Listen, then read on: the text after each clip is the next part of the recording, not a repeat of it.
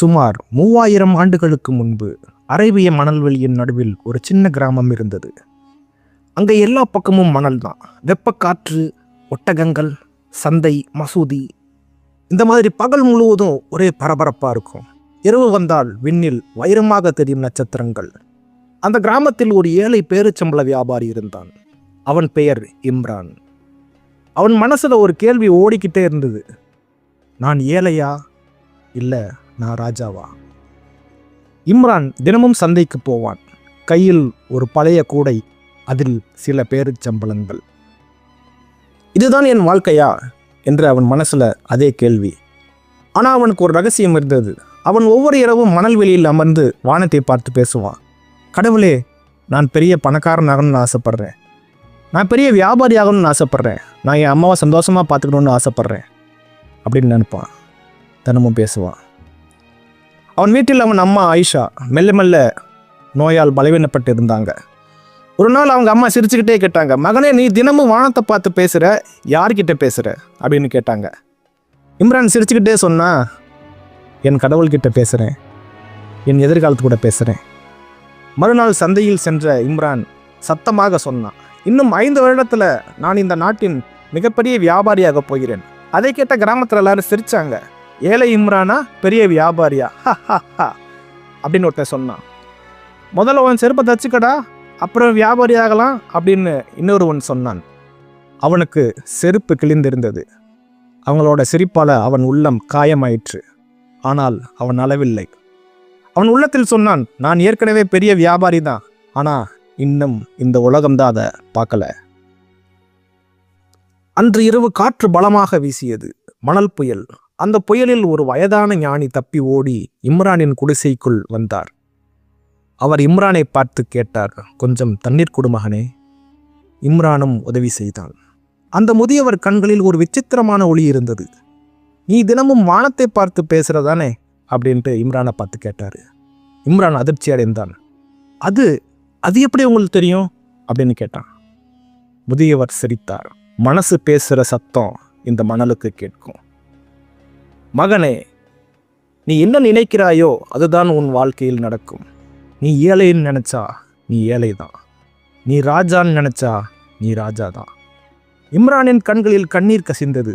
ஆனால் இம்ரான் சொன்னா, நான் பெரிய பணக்காரன் ஆகணும்னு தான் ஆசைப்படுறேன். ஆனால் இந்த வார்த்தைகளை கேட்டு எல்லாரும் சிரிக்கிறாங்க அப்படின்னு சொன்னான். முதியவர் சொன்னார், அவர்கள் உன்னை இப்போ உள்ள சூழ்நிலையில தான் பார்க்குறாங்க.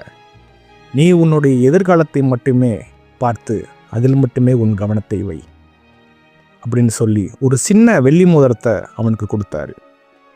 இதை கையில் வை, தினமும் நன்றி சொல். உன் வெற்றி ஏற்கனவே கிடைத்தது போல மகிழ்ச்சியாக இரு. இதை அவர் சொல்லிவிட்டு மாயமாக மறைந்து சென்றார். அடுத்த நாள் முதல் இம்ரான் ஒவ்வொரு காலை பொழுதும் எழுந்து நன்றி சொன்னான். நன்றி இறைவனே, என் பெரிய வீட்டிற்காக நன்றி. நன்றி, என் அம்மா குணமடைந்ததற்காக நன்றி. என் வியாபாரம் வெற்றி அடைந்ததற்காக நன்றி என்று தினமும் சொன்னான். அவன் இன்னும் ஏழைதான். ஆனால் அவன் முகத்தில் அந்த சிரிப்பு இருந்தது. இதை கேட்ட கிராமத்தார் மீண்டும் சிரிச்சாங்க.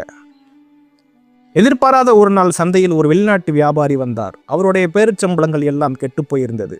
அந்த இடத்துல இம்ரான் தரமான பேரிச்சம்பளங்களை வச்சிருந்தான்.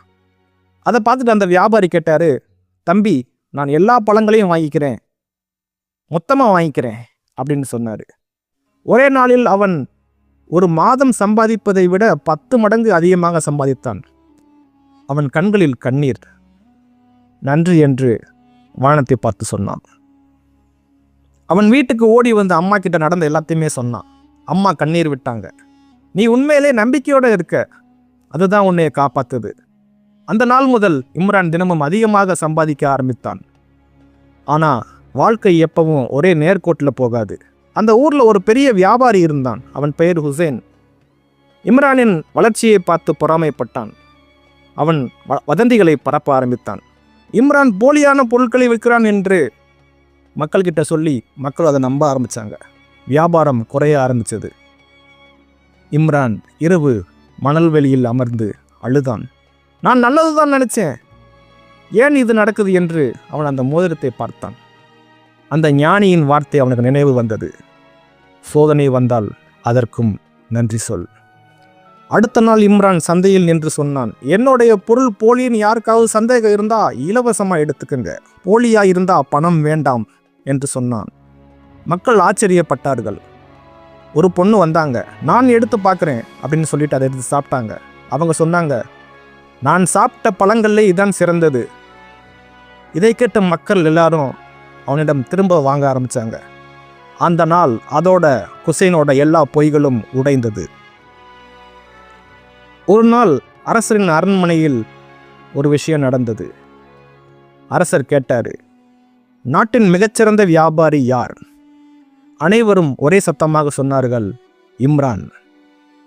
இம்ரான் அரண்மனைக்கு போனான். அரசர் அவனை பார்த்து கேட்டார், உன் வெற்றியின் ரகசியம் என்ன? இம்ரான் நிதானமாக சொன்னான், வெற்றி அடையும் முன்பே அதை அடைந்து விட்டேன் என்கிற நம்பிக்கை எனக்கு இருக்கு. இதை கேட்ட அரசர் வியந்தார். அவர் சொன்னார், இனிமேல் நீதான் நம்ம அரசின் பிரதான வியாபாரி. பல வருடங்கள் கழித்து இம்ரான் அந்த நாட்டின் மிகப்பெரிய வியாபாரியானான். அவனுக்கு திருமணமாகி 2 குழந்தைகள் இருந்தாங்க. தான் நினைச்ச மாதிரியே தன் அம்மாவை நல்லா பார்த்துக்கிட்டான். அவன் மணல்வெளியில் பெரிய பள்ளி ஒன்றை கட்டினான். அங்கே குழந்தைகள் நிறைய பேர் படித்தாங்க. இம்ரான் சொன்னான், உங்கள் மனசு தான் உங்கள் சாம்ராஜ்யம். ஒரு சிறிய ஏழை பையன் வந்து கேட்டான், நானும் பெரிய வியாபாரியாக முடியுமா? இம்ரான் சிரித்தான், நீ ஏற்கனவே பெரிய வியாபாரி தான். அன்று இரவு இம்ரான் மீண்டும் வானத்தை பார்த்தான். அவன் சிரித்தான். அவன் அழுது கொண்டே நன்றி சொன்னான். மணல் காற்று மெதுவாக வீசியது. அந்த ஞானியின் குரல் போல ஒரு காற்று. நம்பிக்கைதான் விதை, நன்றிதான் தண்ணீர், மனசுதான் நிலம். அதில் நீ விதைத்த கனவு ஒரு நாள் கண்டிப்பாக மரமாகும். நீ இறைவனையும் உன் உழைப்பையும் நம்பு. உலகம் அதை அங்கீகரிக்க தாமதமாகலாம், ஆனால் மனம் நம்பினால் பிரபஞ்சம் அதை நிச்சயம் நிறைவேற்றும். இந்த கதை உங்களுக்கு பிடித்திருந்தால் லைக் பண்ணுங்க. இதே போல நிறைய பயனுள்ள வீடியோ உங்களை தேடி வரும். மறக்காம சப்ஸ்கிரைப் பண்ணுங்க. இது உங்க மைண்ட் மேப் தமிழ்.